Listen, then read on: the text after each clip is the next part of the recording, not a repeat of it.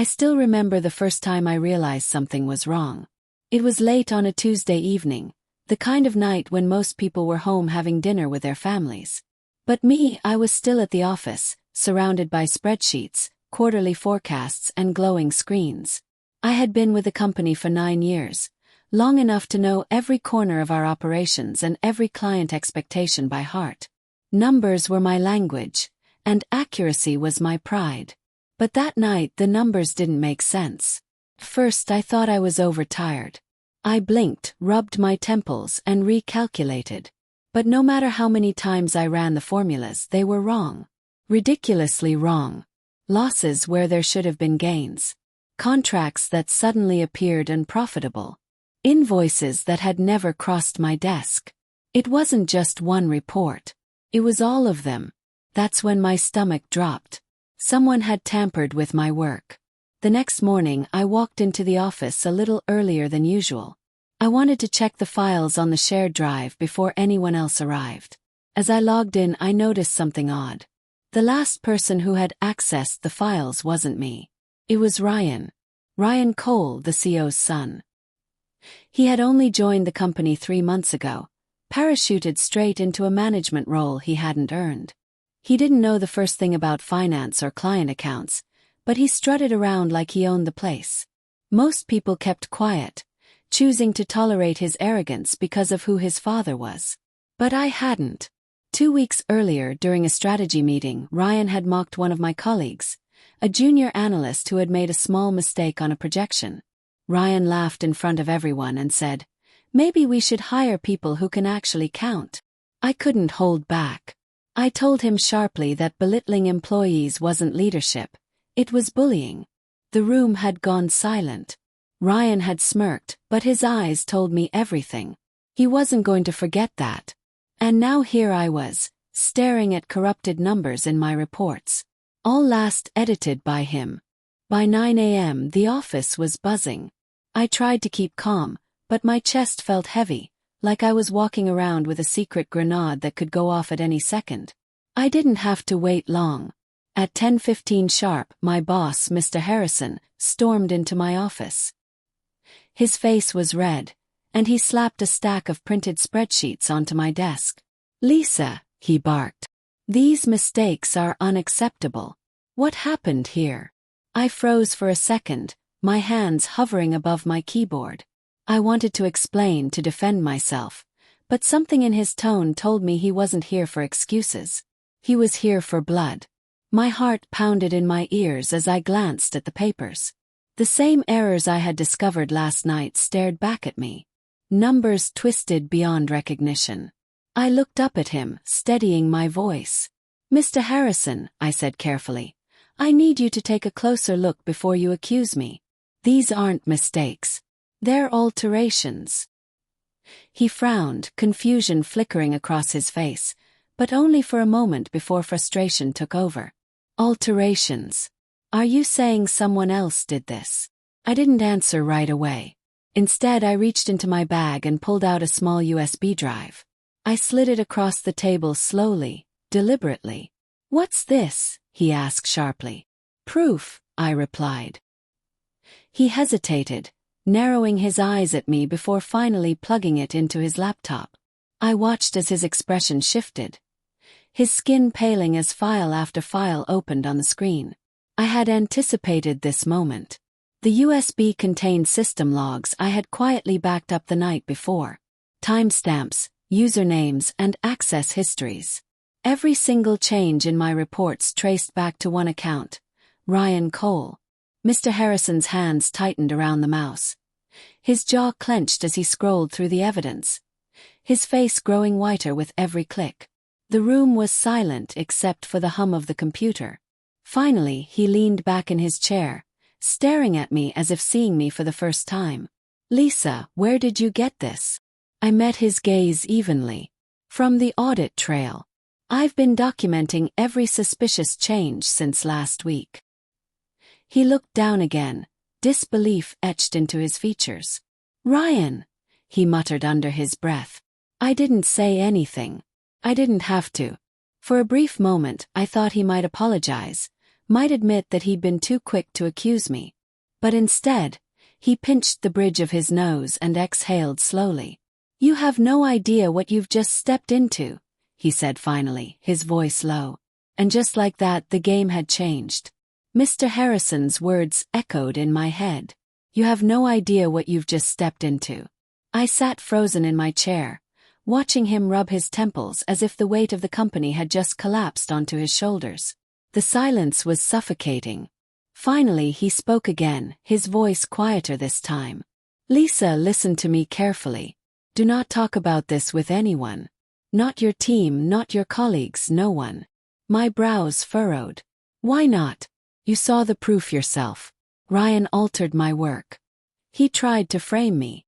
Harrison's eyes darted to the closed door, then back to me. "Because he's not just anyone. He's the CEO's son.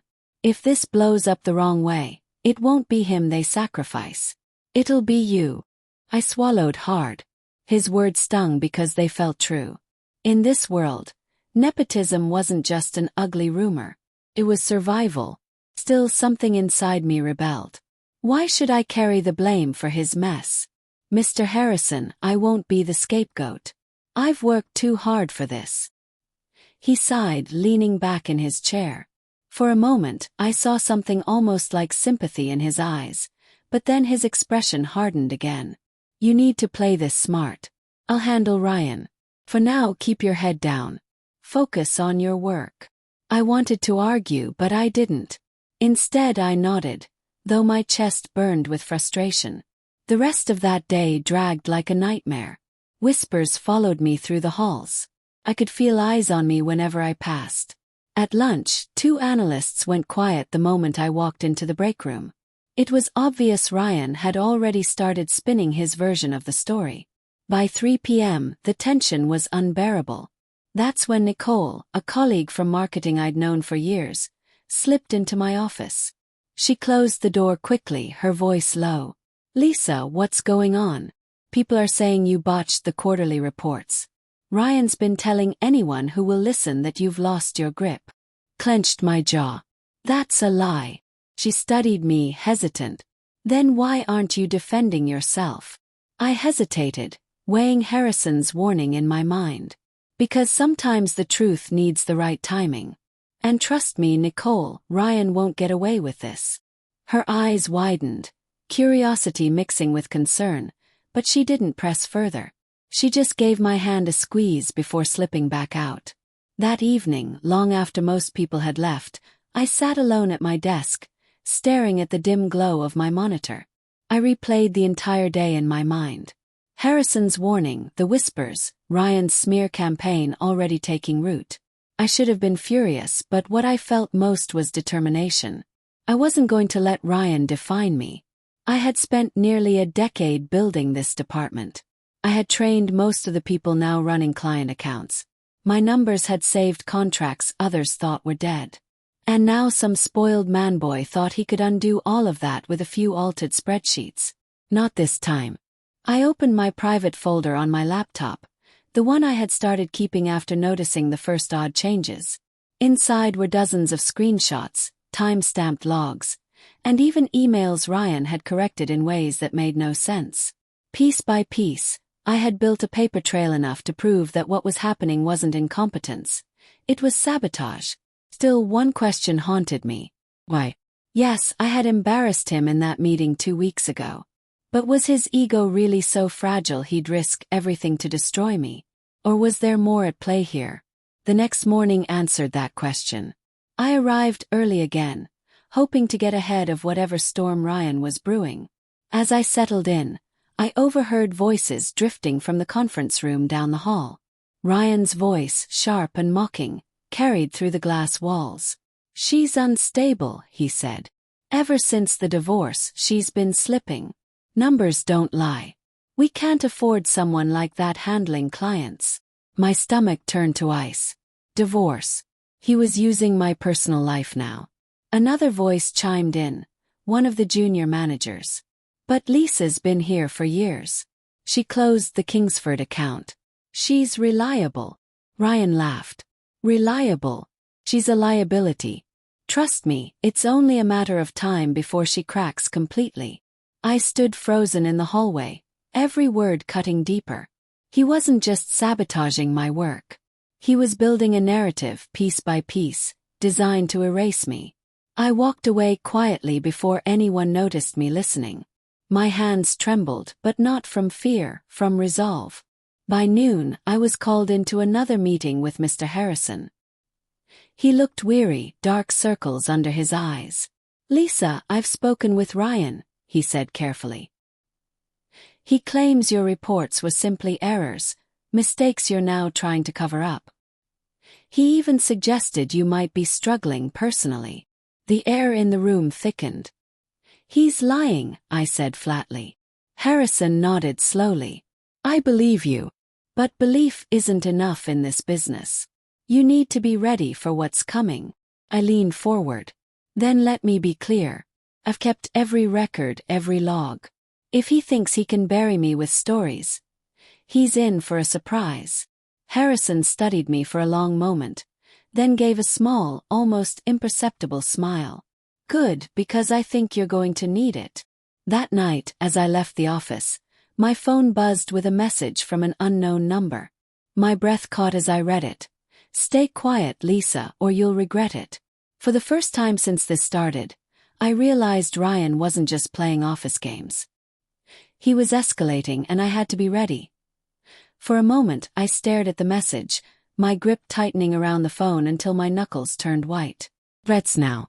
Ryan was more desperate than I realized. He thought intimidation would make me fold.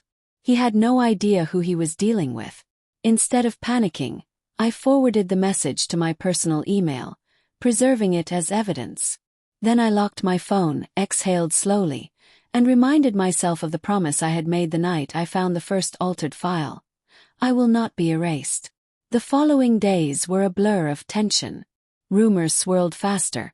Colleagues avoided me in the hallways, and Ryan strutted with smug confidence. But behind the scenes, I was preparing my move. Every night I stayed late, compiling my evidence into a single airtight dossier. System logs, altered spreadsheets, screenshots, and now the threatening message. Piece by piece, Ryan's web of lies was unraveling. Then came Friday morning. Quarterly board meeting, the perfect stage. As department head, I was scheduled to present. Ryan was already in the room when I walked in, lounging at the table like it was his throne. His smirk widened when he saw me.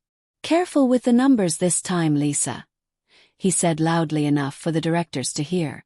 A few chuckles rippled around the room. I ignored him and began my presentation. At first, I spoke only of projections and client renewals. But halfway through, I paused, closed the laptop, and looked directly at the board. Before I continue, I need to address something critical. Something that affects not just me, but this company's integrity. The room went silent. Ryan stiffened. One by one, I laid it out. Screenshots of altered files. Logs showing his username and timestamps. Side-by-side comparisons of original and corrupted reports. Gasps echoed around the table as the truth unfolded in cold, undeniable data. Finally, I displayed the threatening message on the screen. "This is not a mistake. This is sabotage." Ryan shot to his feet, face red. "This is ridiculous. She's framing me." But his voice cracked. He looked around the room, searching for allies, but found only disbelief and disapproval. The directors whispered among themselves, frowns deepening. Mr. Harrison cleared his throat. "Ryan, sit down." His tone was sharp, final. For the first time, Ryan obeyed. The CEO, Richard Cole, had been silent until now. His jaw was clenched so tightly I thought he might shatter his teeth. Finally he spoke. "Lisa, leave the room. The board needs to deliberate." I gathered my things calmly, heart hammering in my chest, and walked out. Minutes felt like hours. Then the door opened. Mr. Harrison emerged, motioning me back inside. The verdict was swift. Ryan was suspended indefinitely pending a full investigation. Harrison would oversee the audit personally. And me. I was to continue in my role, with the board's full confidence. Ryan's glare burned into me as security escorted him from the room. His arrogance was gone, replaced with pure venom. But it didn't matter. He was finished. In the weeks that followed, the truth spread through the company like wildfire. Colleagues who had once whispered now came to me quietly, offering support, apologies, even thanks. Nicole hugged me one afternoon, tears in her eyes. "You proved them wrong, Lisa. You showed all of us it's possible to fight back." And me? I didn't feel triumphant. Not exactly. What I felt was something deeper. Relief. Validation. The satisfaction of knowing that I had stood my ground when it would have been easier to disappear. One evening, long after the office had emptied, I stood by the window overlooking the city lights. The world looked the same as it had before, the hum of traffic, the glow of buildings, but I knew I had changed. Ryan had tried to erase me. Instead, I had erased his illusion of control. For the first time in months, I allowed myself to smile. I wasn't just surviving anymore. I was unshakable,